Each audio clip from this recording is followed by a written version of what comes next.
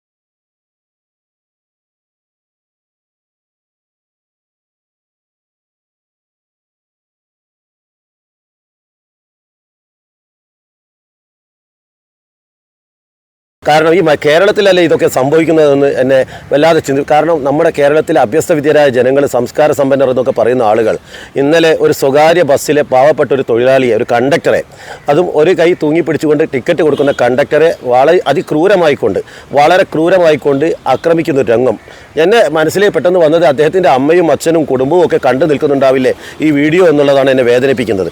കാരണം ഒരു ചെറുപ്പക്കാർ, പ്രത്യേകിച്ച് ബസ് മേഖലയിലെ തൊഴിലാളികൾ ഇന്ന് 12 മണിക്കൂറിൽ കൂടുതൽ തൊഴിൽ ചെയ്യുന്ന ഏക മേഖല ഈ ബസ് മേഖലയാണ്, ബസ് തൊഴിലാളികളുടെ മേഖലയാണ്. അവർ രാവിലെ 5 മണിക്കും 4:30 മണിക്കും സർവീസ് ആരംഭിച്ച രാത്രി 9 മണി വരെ വിശ്രമമില്ലാതെ നിൽക്കാതെ നടക്കുകയാണ്, തൊഴിൽ ചെയ്യുകയാണ്. ആളുകളുടെ ചീത്ത കേൾക്കണം, ആളുകളുടെ ഭീഷണി കേൾക്കണം, കേസിൽ കുടുങ്ങണം, പ്രതിയാവണം, അങ്ങനെ എല്ലാ പ്രശ്നങ്ങളും നേരിട്ടുകൊണ്ട് ആളുകളോട് ഇത്തരത്തിലുള്ള മാന്യമായി പെരുമാറിയാലും ഇല്ലെങ്കിലും ഒക്കെ തന്നെ പലതരത്തിൽ വിദ്യാർത്ഥികളുടെ മർദ്ദനം കേൾക്കണം, അവരുടെ ചീത്ത കേൾക്കണം, അങ്ങനെ എല്ലാം കേസിലെ പ്രതിയൊക്കെ ആയിട്ട് അങ്ങനെ ചെയ്യുന്ന വളരെ ബുദ്ധിമുട്ടുന്ന ഒരു തൊഴിൽ മേഖലയാണ് ബസ് തൊഴിലാളി മേഖല. ജീവിക്കാൻ വേണ്ടി മാത്രമാണ് ആളുകൾ ആ തൊഴിൽ മേഖലയിലേക്ക് വരുന്നത്. അങ്ങനെ വരുന്ന തൊഴിലാളികളെ ഒരു വിഭാഗം ആളുകൾ, ഗുണ്ടകളായ ആളുകൾ, അവർ പണത്തിൻ്റെ തിളപ്പ് കൊണ്ടോ ആരോഗ്യത്തിൻ്റെ ചോരയുടെ തിളപ്പ് കൊണ്ടോ എന്തോ എന്ന് എനിക്കറിയില്ല, ആ ചെറുപ്പക്കാരൻ അതിക്രൂരമായി അദ്ദേഹത്തിൻ്റെ കരച്ചിൽ കണ്ടപ്പോൾ എനിക്ക് സത്യത്തിൽ എൻ്റെ കണ്ണ് നനഞ്ഞു എന്ന് പറയാതിരിക്കാൻ നിർവാഹമില്ല. വെറുതെ പറയുന്നതല്ല, ഉണ്ടായി. അത്രയ്ക്ക് വേദനിപ്പിച്ചു. ഇതൊക്കെ എന്ത് തോന്നിവാസമാണ് ചെയ്യുന്നത്? ഈ വീഡിയോ അത്തരം ക്രൂരന്മാരായ നരാധമന്മാരായ ഈ ഗുണ്ടകളായ ആളുകൾ കേൾക്കുന്നുണ്ടെങ്കിൽ നിനക്കൊക്കെ വീട്ടിലെ ആളുകളില്ലടാ. എത്ര ക്രൂരമായിട്ട് പെരുമാറാൻ നിങ്ങൾക്ക് എങ്ങനെ തോന്നുന്നു? വളരെ മോശമായി നീചന്മാരായി ഇത്തരം ആളുകളെ സമൂഹത്തിൽ ഒറ്റപ്പെടുത്തണം. ഇത്തരം ആളുകളെ സമൂഹമാണ് ഒറ്റപ്പെടുത്തിക്കൊണ്ട് മാറ്റി നിർത്തേണ്ടത്. വളരെ മോശമായിപ്പോയി. ഏതായാലും സംസ്ഥാന സർക്കാരിനോട് എനിക്ക് അഭ്യർത്ഥിക്കാനുള്ളത്, ആശുപത്രികളിൽ അക്രമം ഉണ്ടാക്കിയാൽ അവർക്കെതിരെ നടപടിയെടുക്കാൻ പ്രത്യേക നിയമമുണ്ട്. എങ്കിൽ ബസ് മേഖലയിൽ തൊഴിലാളികൾക്ക് നേരെ ബസ്സുകളിൽ നടത്തുന്ന, അത് KSRTC ആയാലും പ്രൈവറ്റ് ബസ്സായാലും, ബസ് തൊഴിലാളികൾക്ക് നേരെ അക്രമം നടത്തുന്ന പ്രതികൾക്കെതിരെ ജാമ്യമില്ലാത്ത വകുപ്പുകൾ ചേർത്തുകൊണ്ട് അവരെ മിനിമം 6 മാസം തടവിലിടുന്ന രൂപത്തിലുള്ള പ്രത്യേക നിയമം നിർമ്മിക്കണം. അല്ലെങ്കിൽ ഈ ബസ് തൊഴിലാളികൾക്ക് സംരക്ഷണം കൊടുക്കണം. ആ സംരക്ഷണം കൊടുക്കണമെങ്കിൽ പ്രത്യേക നിയമം വേണം.